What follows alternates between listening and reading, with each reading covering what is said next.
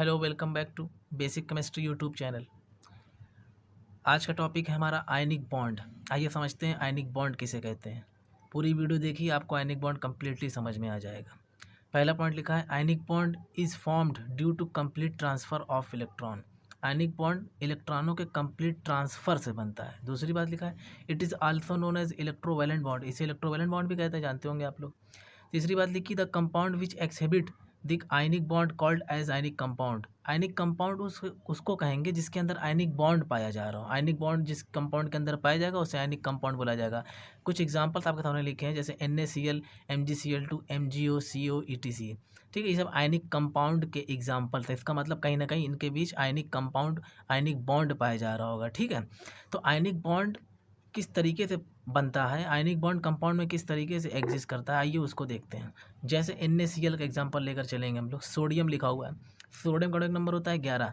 अगर इसका electronic configuration करें तो पहली शेल में आप भरेंगे 2 इलेक्ट्रॉन, दूसरी शेल में भरेंगे आप 8 इलेक्ट्रॉन, तीसरी में भर सकते हैं 18, लेकिन एक ही बचा, 8 2 10 और 1 11, एक भर दिया आपने। ठीक है, क्लोरीन का करेंगे 2, दूसरी में भरेंगे 8, तीसरी में भरेंगे 7, 8 10 7 17। अब देखिए, जितने भी एलिमेंट हैं, जितने भी एटम हैं, जितने भी चीज़ें हैं, सब स्टेबिलिटी चाहते हैं। स्टेबिलिटी का रूल ये है कि आउटर मोस्ट शेल यानी बाहर वाली शेल में 8 इलेक्ट्रॉन चाहिए। अब सोडियम के लिए जो सबसे लास्ट शेल है वो ये है 1। अगर इसको KLMN का नाम दे दें तो सोडियम के लिए M वाली वैलेंस शेल है, लास्ट शेल है, और इसमें है 1 इलेक्ट्रॉन। अब इसमें चाहिए 8 इलेक्ट्रॉन, मतलब सोडियम को कहीं ना कहीं से 7 इलेक्ट्रॉन लेना है, तब जाकर इसमें 8 होगा। तो ये बहुत कॉम्प्लिकेटेड है कि कोई एटम 8 इलेक्ट्रॉन अपने आप से ले ले या कहीं से ले ले। 8 इलेक्ट्रॉन लेना बहुत इम्पॉसिबल टास्क होता है। तो सोडियम क्या करेगा, इस 1 इलेक्ट्रॉन को ही क्या कर देगा, लूज़ कर देगा। ये जब 1 इलेक्ट्रॉन को लूज़ कर देगा तो इसका कॉन्फ़िगरेशन कुछ इस तरह का दिखेगा, 2 8। ठीक है, अब बताइए सोडियम के लिए जो वैलेंस शेल हो गई वो कौन सी हो गई, L। अब L में कितने इलेक्ट्रॉन है, 8, यानी अब इसका ऑक्टेट कंप्लीट है। इसका ऑक्टेट कंप्लीट है, सोडियम स्टेबल हो गया। बट सोडियम स्टेबल तो हो गया, उसने 1 इलेक्ट्रॉन लूज़ कर दिया। इलेक्ट्रॉन लूज़ करने की वजह से पॉजिटिव चार्ज आता है, 1 इलेक्ट्रॉन लूज़ किया गया, इसलिए सोडियम पर आ जाएगा +1। उसी तरह क्लोरीन के वैलेंस शेल में 7 इलेक्ट्रॉन, इसको 1 इलेक्ट्रॉन चाहिए, तो जो सोडियम ने जो 1 इलेक्ट्रॉन लूज़ किया वही इलेक्ट्रॉन ये क्या कर लेगा, क्लोरीन वही इलेक्ट्रॉन ये गेन कर लेगा। अब इसके पास कितने इलेक्ट्रॉन हो गए वैलेंस शेल में, 2 8 और 7 1 8 8, ये भी क्या हो गया, स्टेबल हो गया। ठीक है, अब इसके ऊपर चार्ज आएगा निगेटिव, क्योंकि इसने इलेक्ट्रॉन गेन किया। अब देखिए, एक के ऊपर पॉजिटिव, एक के ऊपर निगेटिव। सोडियम के ऊपर आ चुका है पॉजिटिव चार्ज, क्लोरीन के ऊपर आ चुका है निगेटिव चार्ज। पॉजिटिव और निगेटिव ये बन गया कैटायन, ये बन गया एनायन। कैटायन एनायन के बीच में क्या होने लगेगा, अट्रैक्शन, और अट्रैक्शन होने की वजह, ये अट्रैक्शन होने की वजह से ये दोनों एक दूसरे क्या हो जाएंगे, करीब हो जाएंगे, और करीब होने की वजह से इनके बीच में हम बोलते हैं बॉन्ड फॉर्म हो जाता है। बॉन्ड कोई ऐसी चीज़ नहीं है कि इनके बीच में डंडा रस्सी आ जाता है, ऐसा कुछ नहीं है। बॉन्ड का मतलब होता है कि अट्रैक्शन। ठीक है, तो इनके बीच में इलेक्ट्रोस्टैटिक अट्रैक्शन आ जाएगा, इसलिए ये दोनों आपस में जुड़कर एक कंपाउंड बना लेंगे जिसे हम लोग बोलते हैं NaCl। अब ये हुआ आयनिक कंपाउंड, ये हुआ आपका आयनिक कंपाउंड, और Na और क्लोरीन के बीच में जो बॉन्ड बना है उसे बोलेंगे आयनिक बॉन्ड। तो इस तरह से NaCl का फॉर्मेशन होता है। ठीक है, तो हमने NaCl का फॉर्मेशन देखा, किस तरह से NaCl आयनिक बॉन्ड फॉर्म कर रहा था और आयनिक कंपाउंड बना रहा था। ठीक है, अब हम लोग को देखना मैग्नीशियम ऑक्साइड, ये भी एक आयनिक कंपाउंड है, तो इसमें भी आयनिक बॉन्ड ही बन रहा होगा। देखते हैं कॉन्फ़िगरेशन करके। पहली शेल में भरते हैं 2 इलेक्ट्रॉन, दूसरी में भरते हैं 8, तीसरी में 18 भर सकते हैं, लेकिन हमारे पास 2 इलेक्ट्रॉन बचे। ठीक है, फिर ऑक्सीजन के एटॉमिक नंबर होता है 8, तो इसमें भरेंगे 2, फिर वैलेंस शेल हो जाएगी इसकी L वाली, 6 इलेक्ट्रॉन आ गए। ठीक है, अब देखिए मसला क्या है, मसला ये KLM, इसके लिए वैलेंस शेल है M में चाहिए होंगे 8 इलेक्ट्रॉन ताकि ये स्टेबल हो जाए। 8 इलेक्ट्रॉन करने के लिए इसे 6 इलेक्ट्रॉन गेन करना पड़ेगा, जो बहुत ही इम्पॉसिबल टास्क है लगभग। तो ये 2 इलेक्ट्रॉन को क्या कर देगा, लूज़ कर देगा। इलेक्ट्रॉनों को लूज़ करने के बाद इसका कॉन्फ़िगरेशन हो जाएगा 2 8। ठीक है, अब इसके वैलेंस शेल बन गई L वाली, L में 8 इलेक्ट्रॉन है, ये स्टेबल हो गया, बट इसने 2 इलेक्ट्रॉन को लूज़ किया है, इसलिए इसके ऊपर पॉजिटिव चार्ज आएगा, 2 पॉजिटिव चार्ज।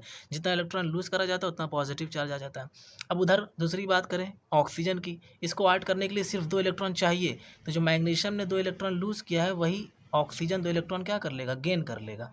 गेन करने के बाद इसका जो कॉन्फ़िगरेशन बनेगा वो बनेगा 2 8, ये भी स्टेबल, इसके आउटर मोस्ट शेल में 8 इलेक्ट्रॉन हो गए। अब इसने 2 इलेक्ट्रॉन गेन किया तो इसके ऊपर निगेटिव चार्ज आएगा, तो इसके ऊपर कितना निगेटिव चार्ज आएगा, जितना इलेक्ट्रॉन गेन किया गया, तो ऑक्सीजन पर आ जाएगा -2। अब मैग्नीशियम के पास है +2, ऑक्सीजन के पास है -2। एक कैटायन है, एक एनायन है, एक पॉजिटिव चार्ज वाला, एक निगेटिव चार्ज वाला, तो दोनों के बीच में अट्रैक्शन होगा। अट्रैक्शन होने की वजह से दोनों आपस में जुड़ जाएंगे और उसी को हम लोग बोलेंगे कि दोनों के बीच में बॉन्ड फॉर्म हो गया है। ठीक है, कौन सा बॉन्ड फॉर्म हो गया? आयनिक बॉन्ड फॉर्म हो गया, इसलिए कौन से कंपाउंड कहलाएंगे? Ionic compound. तो इस तरह से आयनिक कंपाउंड का फॉर्मेशन होता है और आयनिक बॉन्ड बनता है। तो समझने वाली बात यह है कि कंप्लीट ट्रांसफर ऑफ इलेक्ट्रॉन होना चाहिए कैटायन यानी पॉजिटिव चार्ज वाले के बीच में और एनायन यानी निगेटिव चार्ज वाले के बीच में, तभी आयनिक कंपाउंड बनता है और आयनिक बॉन्ड बनता है। ठीक है, और सबसे बेहतरीन बात समझने के लिए ये है कि अगर आपको पहचानना है कि इस कंपाउंड में आयनिक बॉन्ड है या कोई और बॉन्ड है, तो आप देखिए अगर एक तरफ मेटल है और दूसरी तरफ नॉन मेटल है, तो ये गारंटी है मेटल और नॉन मेटल के बीच में हमेशा आयनिक बॉन्ड ही पाया जाएगा। मेटल रखेगा पॉजिटिव चार्ज क्योंकि इलेक्ट्रॉन लूज करता है, नॉन मेटल रखेगा निगेटिव चार्ज क्योंकि इलेक्ट्रॉन गेन करता है। तो मेटल नॉन मेटल के बीच में जो बॉन्ड बनेगा, रेड वाली लाइन क्या है? ये बॉन्ड बता रही है। ये जो बॉन्ड बनेगा ये हमेशा आयनिक बॉन्ड होता है। ये बॉक्स में लिख कर याद कर लीजिएगा, मेटल नॉन मेटल के बीच बनने वाले बॉन्ड को आयनिक बॉन्ड कहते हैं।